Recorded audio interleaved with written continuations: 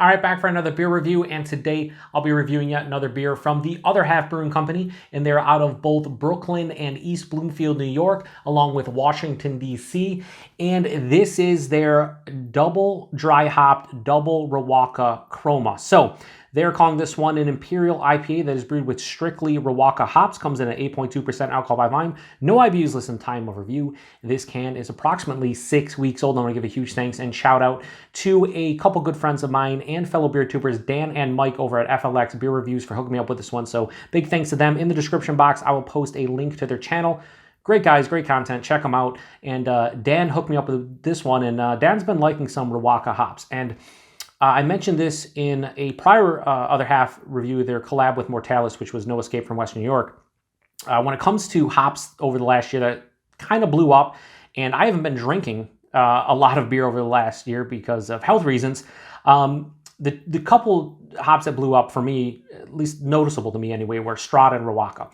So I am kind of late to the party on both of those hops, so I'm trying to make up for lost time, and here we are. So like I said, this is a double dry hopped, basically double IPA, 8.2%. They're brewing this one with strictly Riwaka. That's what the Chroma series is from Other Half, where they pretty much do single hop stuff. And yes, I can't wait to get into this one.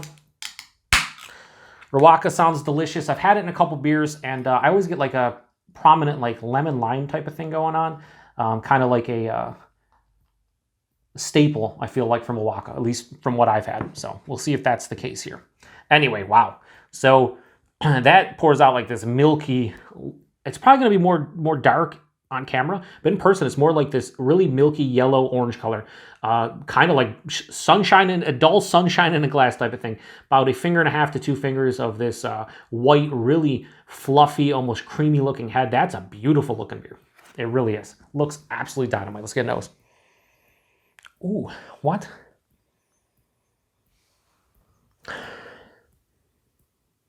Okay, so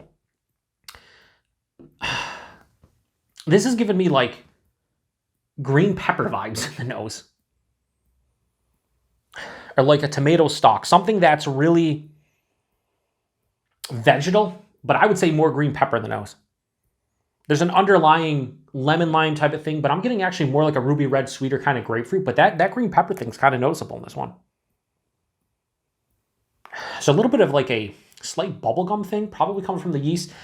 Sometimes get that in Treehouse. I know a lot of people will get that with Treehouse, like the bubblegum, like juicy fruit type of yeast kind of sensation. I'm getting a bubblegum kind of note here. I don't know if it's the hops, I don't know if it's yeast, just like bubblegum.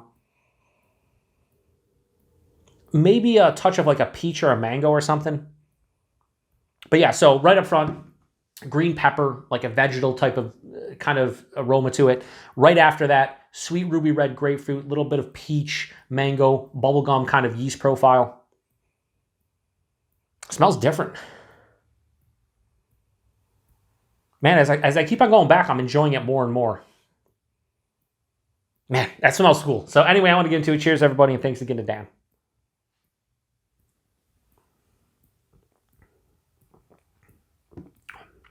Ooh, that's nice.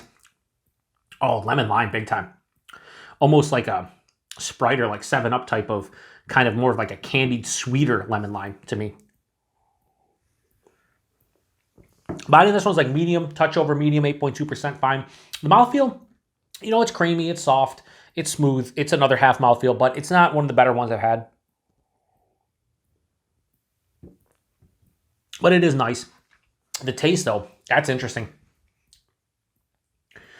Right front, I'm hit with like sweet ruby red grapefruit, sweet like citrus, more of the ruby red grapefruit, like a tangerine orange, something like that. Pass through the palate.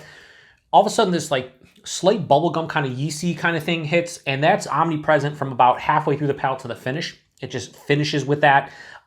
It's underlying though. It's never the predominant note, but it doesn't pop in right at the forefront. It's all that sweet ruby red grapefruit and tangerine. But what pops up halfway through is that green pepper, and I think it was more green pepper in the nose. On the taste, it's more of like a generic type of like just green kind of vegetal thing.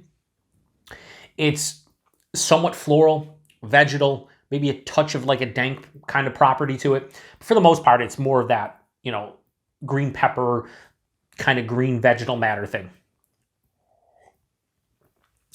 but it finishes with a lemon lime kind of candied lemon lime vibe that is giving me kind of like a 7-Up Sprite type of characteristic. That's kind of cool. No real no real bitterness to speak of. Slightly dry finish. This leans a little bit more sweet, maybe because, you know, it's 6 weeks old, 6 weeks old, 6 weeks old, 6 weeks old. See, how many times I'm going to say 6 weeks old? I know Dan drank this a little fresher, but right now it's definitely leaning a little bit more sweet, which is fine by me. I actually like that. If it balanced it out, sure, that'd be nice, but I'm enjoying the sweetness at this one. Yeah, it's really nice, man. This is a really, really nice, well-made, put-together beer. I feel like everything I've heard about Riwaka hops and everything I've tried that have Riwaka in them, I feel like this is kind of giving me Riwaka to a T. I'm getting that lemon lime thing. I'm getting citrus in general, getting a little bit of that like peppery kind of vegetal thing, and it works extremely well. 8.2%. This hides the alcohol beautifully. I don't even get like a warming into the chest or anything.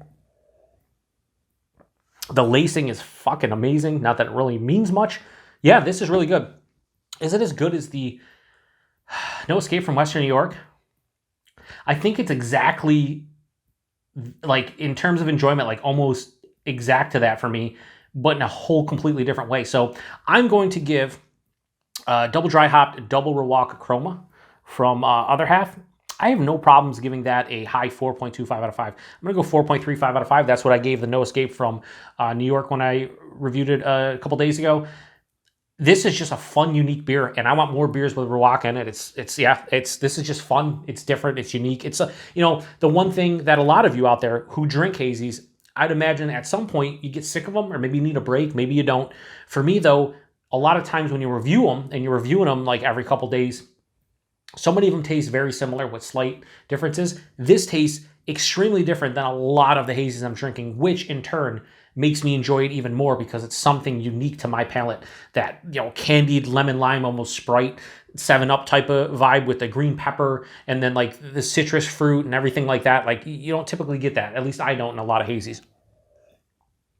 Anyway, not much more to say about it. 4.35 out of 5. Price and availability, $20 a 4-pack. That's the going rate for something like this. And availability, this was brewed at the East Bloomfield location because it has the blue top on it, the blue tab.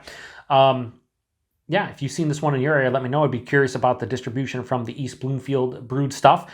But yeah, this is really good and I enjoy it. So thanks again to Dan for this beer. Thanks to everybody stopping by for another beer review here on the Beer Patrol.